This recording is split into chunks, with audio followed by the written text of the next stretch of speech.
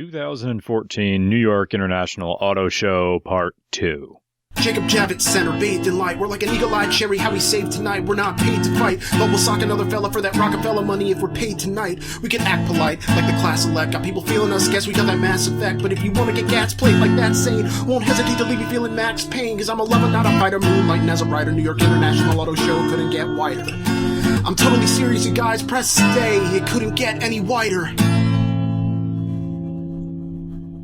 Buffing and waxing and waxing and buffing and buffing and waxing and mood lighting and buffing and soft carpet and buffing and waxing and music and truck floffers. Jeep. A 7-slotted grill giving you comforting images of the greatest generation, daddy's rival, and heterosexual hotel porn. Freedom. My contact checked his transceiver watch and told me to go to Subaru's exhibit. A press conference was about to start. He disappeared then behind a bro-bus Ford Transit with lucite champagne glass holders. He couldn't know me, not publicly anyway. Subaru. We were late. Black suit reporters and portly squirtle men huddled up to a stage where Michael McHale read from a list of lawyered and dry clean jokes. He said to the crowd, "If I've learned anything from being in this business, it is this. Never step on Superman's cape."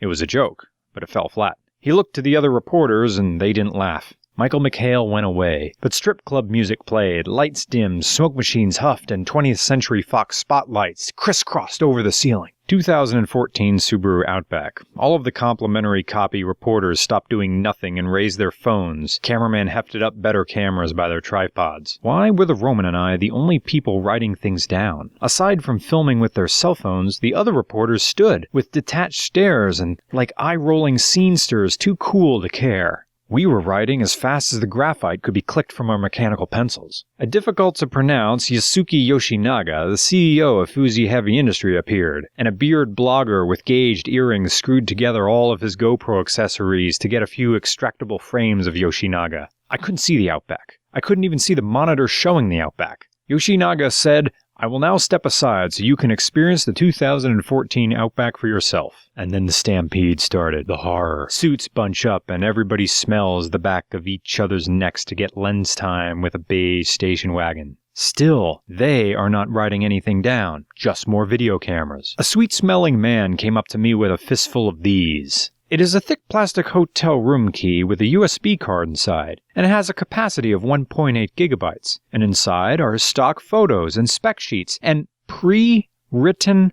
articles about Subaru models. Oh, that's why professional automotive journalists don't have to take any notes. All their notes are taken for them. And that's why they don't have to do any work. All their stories are written for them. In fact, all they have to do is grab some B-roll to prove that they were there, take some of these stories, rearrange their words a little bit like a first-semester freshman, and then slag off to go play video games. I left the stream of mainstream media clowns and set off on my own. The Roman was busy with his own stuff anyway, and I didn't feel like following the other reporters unless I wanted to find free food. Here we go. Ford Motor Company strutted all over town and assembled an engineless Mustang on the observation deck of the Empire State Building the previous day. The same car was here. Ever since the Camaro started getting a punch-drunk MMA brow, the Mustang wanted one too. It hasn't seen enough fights yet, and all it could do is put on a frowny puss. No more endearing round headlights from the early 2000s Mustang. Even other Fords are also looking kinda pinball! The bastards knew my weakness. Out of the way! Out of the way, EcoBoost! Pinball time! Oh, yes, yes, yes, so analog. It's even Mustang themed.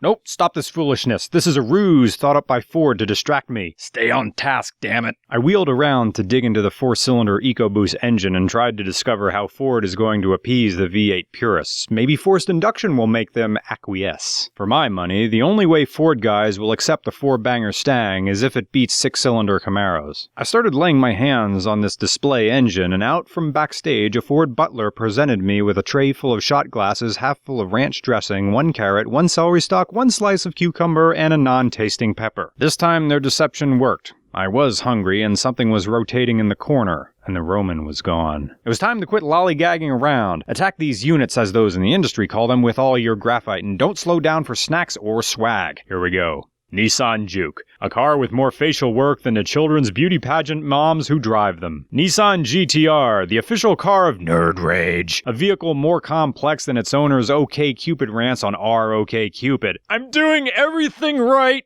and girls still don't like me. Dodge Challenger, the official car of men's rights. Its pistol-grip knob demands you revere Vanishing Point. Mini Cooper-esque convertible, austerity without the sacrifice. A car for people whose favorite Beatles song is Champagne Supernova.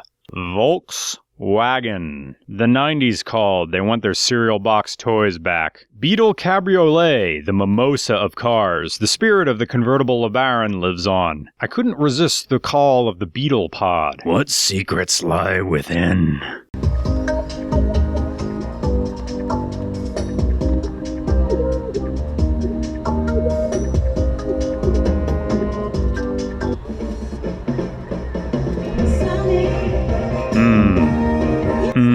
This was just a commercial showing men getting sushi and buying things from the Neiman Marcus at the KOP Mall. Air blew at me through a reverse dustbuster mounted somewhere behind the computer monitors. A gender-neutral power bottom is buying vinyl and he's pleased with his haul as he drives away in his convertible Beetle. 20% cooler. Scion IQ, a helicopter mom's nightmare. It's not you I'm worried about, she lied. It's all about those other maniacs and trucks out there. Kia Soul. With 1-inch tall sidewalls, this rolling tribute to blaxploitation, with rodents as placeholders, stayed relevant by shilling for a modern rip-off of Star Search. A security guard kept me from getting in Kia's tribute to Minority Report. And here is where I could get my data mined. No? No. Of all things fair in this metropolis, not this car. Nope, this is bait. Laid for me, and me alone. My contact was not answering my phone, and I had no idea who was behind this stunt. I love and I damn the MX-5, and anyone who has heard of me, even in passing, would know my Miata feelings. Steady.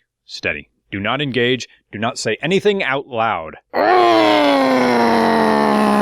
I horse-blinded my way free of Mazda and straight into the wet nurse bosom of minivans. They'd never mess with me here. I laid low in this 7-passenger divorce court until I could get my contact on the blower. We came here on our own, and I was wholly reliant on my contact to get us out again. A moment's rest, yes, a moment's rest in the back of this town and country before we head back out into the Devil's Gay Bar.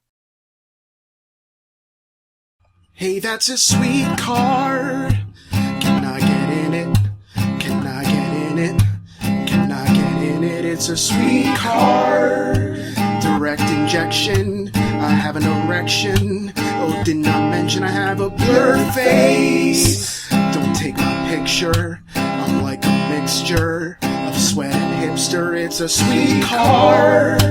Promise I won't test it, though I might molest it.